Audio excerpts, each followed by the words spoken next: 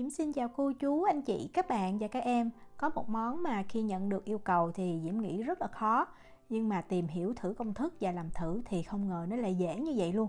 Đó là cái bánh tráng bía chả giò này. Công thức này thì mình không cần phải máy móc gì hết, mà khi mình làm xong cái bánh tráng nó mỏng và mình chiên giòn rụm luôn. Cách làm như thế nào thì bây giờ mình cùng vào bếp làm cái bánh tráng chả giò này với Diễm nha. Đầu tiên Diễm đi giới thiệu về bột thì cái công thức này mình dùng bột mì, và Diễm thấy mình dùng bột mì đa dụng là dễ dàng nhất. Ở Na Uy thì mình cứ vào siêu thị và mình mua cái Vitamen này. Cái hàm lượng protein của cái gói bột mì này nó là 12%. Diễm thấy cái protein nó từ 9 cho tới 12% là mình làm ngon. Và công thức hôm nay mình cần 250g bột nha. Bột này bây giờ mình sẽ cho vô một cái thao để mình đi nhồi bột. Mình không cần phải dùng máy, tại vì cái công thức bột này mình nhồi rất là dễ. Muối thì mình sẽ cho 2g. Và mình dùng muối nhuyễn cho dễ tan. Dùng đũa đó mình sẽ trộn cho muối nó hòa đều với lại bột. Tại vì mình không cần phải nhồi nhiều, vì vậy mình nên trộn cho kỹ chút nha. Nước hay là chất lỏng cho cái công thức bột này thì mình cần 150ml. Và cái nước nó có nhiệt độ 60 độ C thì mình pha cái bột Diễm thấy rất là ngon. Vì vậy bây giờ Diễm sẽ chia sẻ mình pha cái nước làm sao cho nó ra đúng 60 độ C mà mình không cần phải dùng cái đồ đo nhiệt độ đó. Thì mình sẽ lấy 50ml nước ở nhiệt độ phòng, tức là không nóng cũng không lạnh. Sau đó mình sẽ đông thêm vào đây 100ml nước sôi. Mình vừa nấu xong thì mình nhắc còi bếp và mình đông liền ra 100ml. Và cái lúc này nếu mà mình có cái đồ đo nhiệt độ thì mình đo thử đi. Cái nhiệt độ nước sẽ là khoảng 65 cho tới 67 độ C. Mình đợi khoảng chừng 30 giây, hoặc là lúc mình chế vô từ từ thì nước cũng hạ xuống 60 độ C rồi. Còn nếu mà mình có đồ đo nhiệt độ thì mình có thể đo thôi, nhưng mà Diễm thấy dễ dàng thì mình cứ làm như Diễm chia sẻ vậy đó. Cho nước vào thì mình dùng đũa mình khuấy thêm một chiều để bột nó hút hết nước. Khi mà mình thấy không có còn nước nữa thì bây giờ mình sẽ đeo bao tay, hoặc là mình dùng tay không cũng được. Mình nhồi cho bột nó tạo thành một khối. Tại sao mình phải dùng nước nóng 60 độ C mà mình không dùng nước lạnh hoặc là nước sôi? Nước 60 độ C là cái nhiệt độ thích hợp để cho protein nó giãn nở và nó có cái độ mềm, nó giãn rất là nhanh, mình không cần phải nhồi bột nhiều. Và nếu mà nước lạnh thì cái bột nó sẽ cứng hơn, trong khi nước sôi thì bột nó chín một phần cũng không có ngon. Đó, sau khi mà bột đã tạo thành được khối như vậy thì mình ngưng mình không cần phải nhồi nhiều đâu. Lúc này mình lấy một cái nắp hoặc là màng bọc thực phẩm cũng được. Mình sẽ đậy bột lại và mình để cho bột nghỉ 15 phút cho cái protein gluten nó nghỉ chút, thì mình nhồi lên nó sẽ mềm, nó mịn hơn. Sau khi để cho bột nghỉ được 15 phút thì mình sẽ giống như mình nhồi từ ngoài vào trong, mình kéo bột nè. Đó, mình kéo như vậy. Mình đi hết một vòng bột và mình dỡ miếng bột lên, mình thấy cái miếng bột nó mịn là mình ngưng liền nha. Mình đừng có nhồi nhiều lúc này dễ làm đứt cái protein gluten của bột lắm. Đó, Diễm thấy mịn như vậy là mình ngưng ha. Rồi mình lấy màng bọc thực phẩm mình bọc bột kín lại. Diễm thấy mình nên dùng màng bọc thực phẩm để mình bọc bột kín lại, cái bột nó sẽ không có bị khô. Và mình để cho bột nghỉ 60 phút. Trong thời gian này thì mình sẽ đi pha cái hỗn hợp tinh bột và dầu. Diễm lấy một cái ly nhỏ nè, Diễm cho vào đây 2 muỗng canh tinh bột bắp. Nếu cân là 20g, nếu mà không có tinh bột bắp thì mình có thể thay bằng bột năng hoặc là tinh bột khoai tây cũng được. Tinh bột bắp thì Diễm dùng hiệu này. Và mình cho thêm vào đây 2 muỗng canh dầu ăn, nếu mình cân là 24g, mình đông là 30ml. Sau khi cho dầu vào trong bột rồi thì mình sẽ trộn cho thiệt là đều, nó sẽ tạo thành một cái hỗn hợp sệt ha. Cái hỗn hợp này mình phết lên bột để khi mà mình cán xong mình làm bột chín mình tách cái bột ra được dễ dàng. Diễm thấy cái cách này rất là hay luôn, để mình có thể cán nhiều bột cùng một lúc Thời gian mình để cho cái cục bột nghỉ tối đa là 4 tiếng. Diễm có ghi hồi nãy là 60 phút, nhưng mà ví dụ như mình để cho nghỉ lâu hơn chút vẫn được, không sao hết. Cái miếng bột này thì bây giờ mình sẽ chia nó ra làm đôi ha. Mình chia làm sao cho ra làm đúng 2 phần bằng nhau nha. Một miếng bột bây giờ mình lấy ra mình cán, còn miếng còn lại thì mình tiếp tục mình giữ trong cái màng bọc thực phẩm cho cái miếng bột nó không có bị khô. Cầm miếng bột lên, mình sẽ bóp tí xíu cho cái bột nó dài ra chút, rồi mình sẽ xe cái miếng bột này. Đó, mình xe như vậy. Mình cứ nhìn Diễm làm nha. Và mình xe làm sao cho cái miếng bột á, nó có cái chiều dài khoảng 20 cho tới 22 cm là được. Xe làm sao cố gắng xe cho nó đều ha. Cái chỗ nào mà mình thấy nó hơi to á, thì mình dùng tay mình bóp. Đó, khi mà Diễm thấy đều rồi thì bây giờ mình sẽ chia cái miếng bột này ra làm 10 phần bằng nhau. Thì Diễm sẽ chia đôi nè. Sau đó mỗi cái miếng bột á, Diễm sẽ chia nó ra làm 5 phần bằng nhau. Mình cố gắng làm sao á, mình sẽ chia cho đều thì cái bánh mình ra nó sẽ đều hơn. Mỗi miếng bột á, nếu mà mình cân thì nó khoảng từ 13 cho tới 15 gram ha. Đó, mình bóp như vậy để cho cái miếng bột nó tròn chút á, lúc mà mình ấn xuống mình cán cái miếng bột nó dễ tròn hơn. Bột mình bọc kín á, thì nó không bị khô, mình làm nó mềm, nó dẻo, rất là dễ làm. Sau khi chia bột ra làm 10 phần bằng nhau thì mình sẽ cán bột luôn.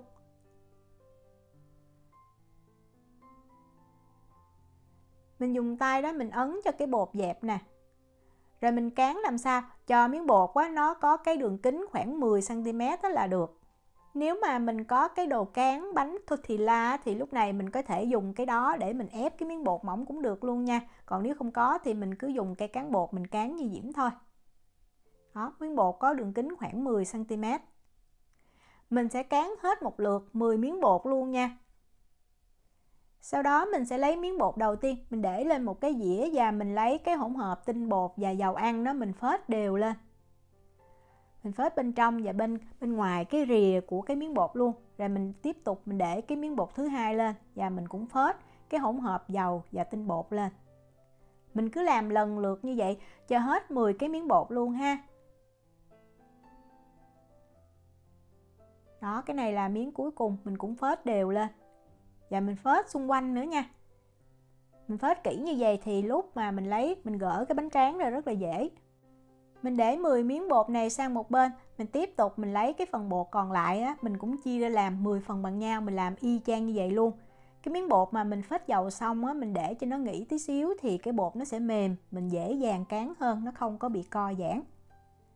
Đó, sau khi chia 10 cái cục bột kia xong rồi thì bây giờ Diễm lấy cái bột hồi nãy á, mình phết bột và dầu đầu tiên, bây giờ mình sẽ cán nha. Mình dùng cái cây cán bột nè, mình ấn xuống như vậy trước, từ giữa nè, mình ấn ra ngoài. Đó, mình cứ nhìn Diễm làm nha. Đó, mình ấn làm sao cho cái bột nó dẹp hơn chút á, thì mình cán nó dễ dàng hơn. Lưu ý là mình để cho bột nghỉ đó thì cái bột nó sẽ mềm, nó không có bị co giãn nhiều. Thời gian bột nghỉ á, ít nhất cũng nên là 15 phút ha.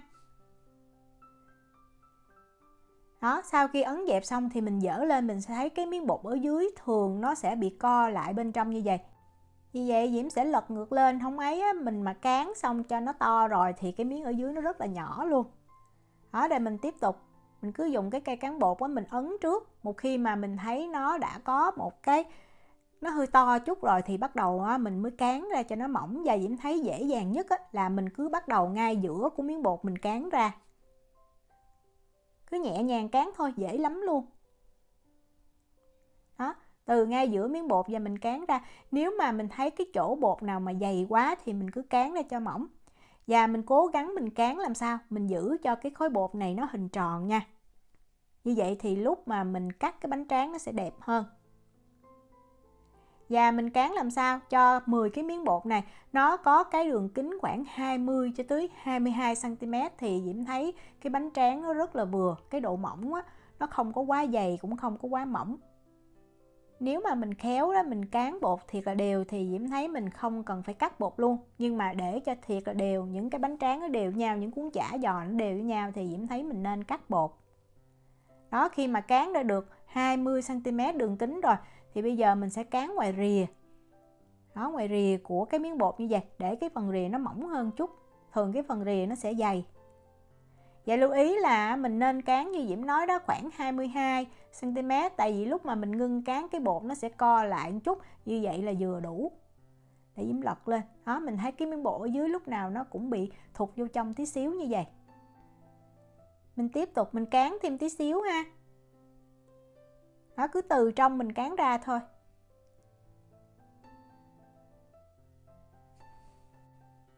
Sau khi mình thấy cái miếng bột nó có cái kích thước, cái đường kính là 20 cm hoặc là hơn tí xíu thì mình ngưng. Và bây giờ ở nhà mình tùy mình có cái dụng cụ như thế nào, Diễm thấy dễ nhất là mình có cái nắp nồi đó. Thì mình sẽ dùng cái nắp nồi này mình ấn xuống để mình cắt bột. Thì cái nắp nồi này Diễm dùng nó có đường kính là 18 cm nha. Nếu mà mình canh đúng như Diễm chia sẻ, cán đúng như Diễm chia sẻ thì những cái bánh tráng mình làm ra rất là đều luôn. Đó, mình ấn xuống như vậy thì tự động bột nó sẽ đứt ra thôi. Và cái rìa bột ngoài này thì mình bỏ đi ha. Mình cố gắng làm sao mình cán cho thiệt là đều thì cái rìa bột mình không cần phải bỏ nhiều. Sau khi cán bột xong thì mình lót bên dưới một cái tờ giấy nướng bánh và mình sẽ mang bột mình đi hấp liền luôn. Mình bắt sẵn một cái nồi nước sôi nha. Cái này là Diễm không có cắt để Diễm làm thử thì Diễm thấy mình nên cắt á. Không cắt thì cái bánh tráng nó không đều, nó không có đẹp. Nước sôi rồi thì mình cho bột lên mình hấp. Mình sẽ hấp ở lửa trung bình trong thời gian là 10 phút. Bếp Diễm có 9 số thì lúc này Diễm để số 7 và Diễm hấp. Mình giữ làm sao cho nước luôn sôi. Đây là cái bánh tráng mà Diễm không có cắt nè. Thì lúc hấp xong mình thấy nó không có được đẹp lắm. Còn đây là cái bánh tráng mà Diễm dùng cái nắp nồi Diễm cắt. Mình nhìn lúc này mình nhìn mình thấy bột nó khô ráo và nó đã chín. Như vậy là mình hấp đủ nha. Và mình lấy cái bánh tráng này ra, mình đợi khoảng chừng 2-3 phút thì Diễm thấy mình nên đi gỡ ra luôn. Như vậy sẽ gỡ ra nó dễ dàng.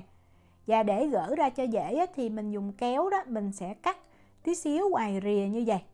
Tại vì cái miếng bột ngoài rìa này lúc mà mình ấn xuống thì nó sẽ bị dính lại với nhau. Vì vậy mình cứ cắt bỏ tí xíu như vậy thì mình gỡ ra rất là dễ dàng. Và như Diễm nói đó, mình nên gỡ cái lúc mà nó còn ấm tay chút thì sẽ dễ gỡ hơn là cái lúc nó nguội. Với cách làm này thì mình có thể áp dụng để mình làm cho cái bánh tráng mà mình ăn chung với lại vịt quay luôn. Sau khi cắt xong rồi, mình cứ từ từ mình tách ra thôi. Đó, mình gỡ ra. Thường cái đầu tiên nó hơi khó nhưng bắt đầu những cái giữa rất là dễ. Đó, nhẹ nhàng. Mình gỡ ra.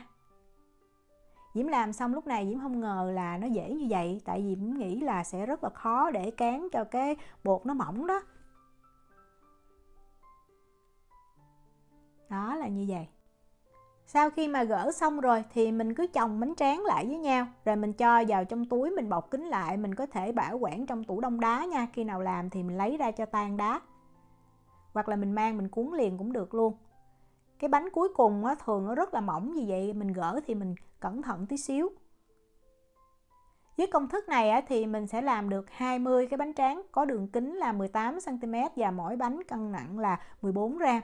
Cái này là cái bánh tráng cuối cùng mình xem, rất là mỏng luôn, nhưng mà nó dẻo, nó dai nó không có bị rách. Còn đây là cái bánh mà Diễm thấy rất là chuẩn nè. Cái độ dày vừa phải không quá mỏng cũng không quá dày và mình cuốn mình chiên lên ngon lắm luôn. Để Diễm cuốn thử một cuốn chả cho mình xem.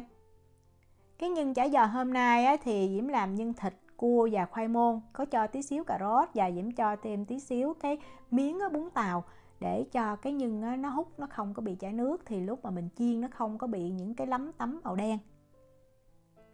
Cái nhân khô ráo thì mình chiên cái chả giò nó vừa giòn mà cái dầu nó cũng không có bị đen nữa. Và mình lưu ý là mình dán cái mép cho kỹ chút nha. Tại nếu mà mình không dán kỹ thì lúc mà mình chiên nó dễ bị bung ra. Đó, Diễm đã cuốn xong rồi. Bây giờ mình mang chiên. Thì cái nhiệt độ chiên của dầu Diễm thấy tốt nhất là 170 cho tới 180 độ C. Mình không có chiên cái nhiệt độ thấp hơn nha. Tại vì cái bánh tráng này nếu mà mình chiên cái nhiệt độ thấp thì cái mí bánh nó sẽ bung ra, không có đẹp ha.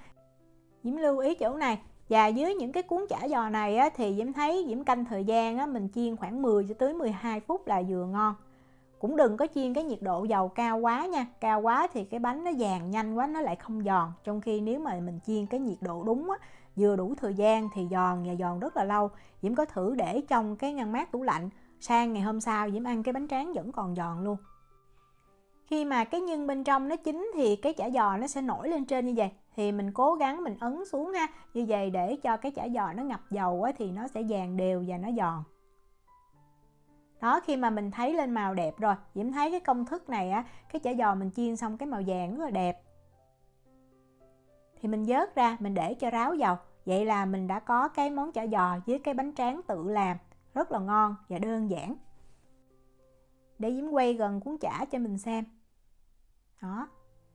Cắn thử thì mình sẽ thấy giòn rụm và Diễm thấy mình kết hợp với cái nhân gì cũng ngon hết luôn. Diễm chúc cô chú, anh chị, các bạn và các em thành công với lại món bánh tráng chả giò này. Nếu mà có thắc mắc gì thì cứ để lại lời nhắn hoặc là gửi tin nhắn cho Diễm. Diễm cảm ơn sự quan tâm theo dõi video rất là nhiều. Hẹn gặp lại trong những video tiếp theo. Chào tạm biệt.